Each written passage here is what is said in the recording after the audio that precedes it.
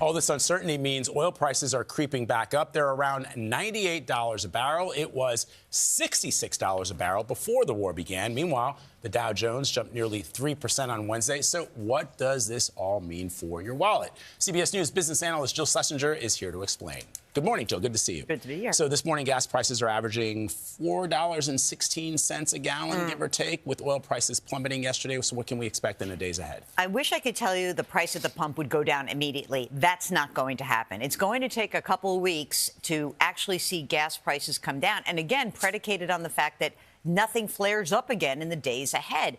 But what we do know is, as we say in the biz, we see prices at the pump. They go up by an elevator, they go down by the stairs. It's going to take a while. And as you said, $30 a barrel higher now than before the war means we are not likely to get back to $3 a gallon nationally anytime soon. And if the ceasefire holds, how do you expect that would affect the economy and consumer spending? You know, listen, right now, consumers are sort of settled. They're kind of worried and they're tight. But I think the problem is that when you go by the gas station, it's almost like a billboard for prices are high. Yeah. And it really does impact you psychologically. So for now, people continue to spend. But the more they see those high prices at the pump, they get freaked out about everything else in the economy. They may pull back. Right now, economists say if everything holds, ceasefire holds, we're still going to grow here in the United States. Maybe not quite as much as we were expected to before the war, but growth is good, and we like to hear that. I think that, again, this uncertainty, it weighs on people emotionally.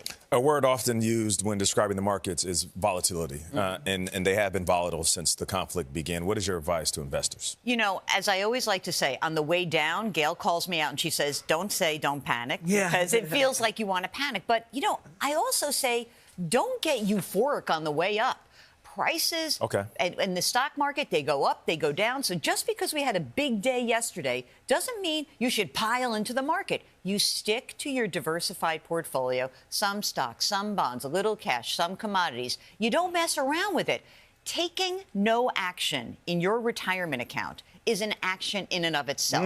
You do not need to do anything. No action. No action. Like that's your agency. All right, Jill, always great to have you. Thank you very much, my friend. Appreciate it.